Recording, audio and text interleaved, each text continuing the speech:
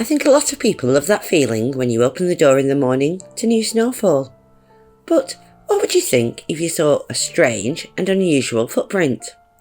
One that you couldn't identify?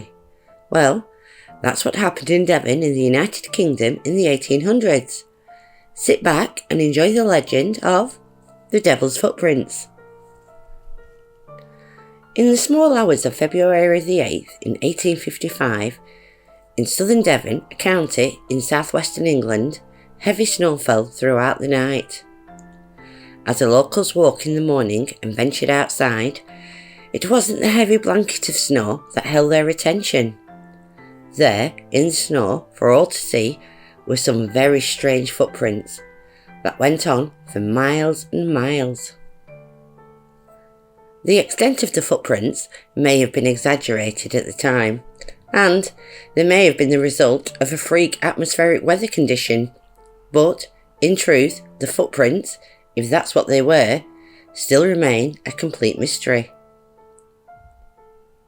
Reports from the day say the footprints stretched for over 100 miles and went through solid walls and haystacks, appearing on the other side as though there was no barrier. One report said that a set of footprints were even supposed to have bridged a 2-mile span of the River Exe, continuing on the other side as if the creature had walked over the water. Theories and explanations ran amok. Then, a clergyman made a suggestion that perhaps the devil was on the prowl. From that moment on, the devil was said to have walked in Devon. He said that the devil was searching the land for sinners. I'm not saying this would be a great way to get the church pews full on a Sunday, but if you were worried about the devil catching you when you were out and about, I'm sure you'd want your soul as pure as could be. So, how big were these footprints? You would imagine that if they did belong to the devil, they'd be the size of a pony's hooves, or maybe even a horse's. That really wasn't the case though. All reports say that the footprints were between 1.5 and 2 inches in size, and that they were only 8 inches apart. Not to slander the devil or anything, but you really would think he'd have bigger feet. Let's put this in context, shall we? The average size of a baby's feet when they are born is 2.9 inches.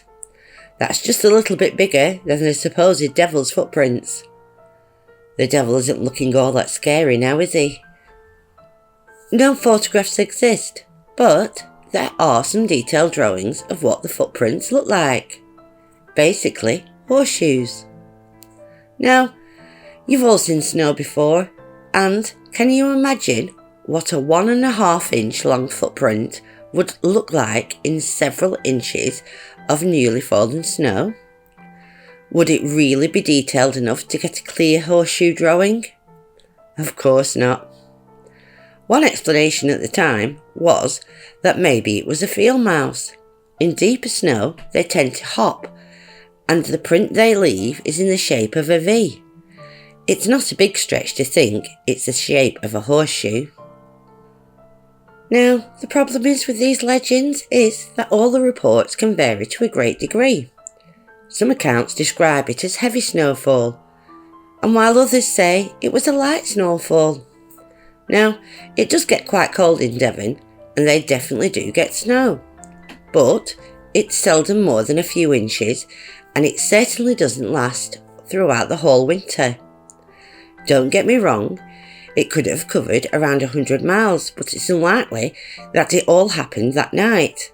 More likely would be that there was already snow on the ground in the further away places. Among other possible culprits were kangaroos. Yes, I did say kangaroos. Apparently, a private owner housed them nearby, but they had somehow managed to escape. Although, this explanation does have one strong piece of evidence in its favour. The fact that the kangaroo tracks were almost certainly unfamiliar to residents of England in 1855. A prominent biologist named Richard Owen declared the tracks to be those of a badger, perhaps distorted by the freeze and thaw action. Other nominations include raccoons, rats, swans and otters. And of course, the most famous one of all, the devil himself. In closing, do I believe that this mysterious devil walked through solid walls, or that it could walk on water? No, I really don't. What I do think has happened is that the people were looking for their 5 minutes of fame. So they came up with a bigger and more outrageous story to get their names in the paper. Some things never change. It's very interesting though, and over the years I think the story has grown and grown. But what I'd like to know is, what do you think it could be? Please leave a comment down below. Give me a like if you've enjoyed it, and I'll speak to you all again soon. Stay safe. Take care. Bye.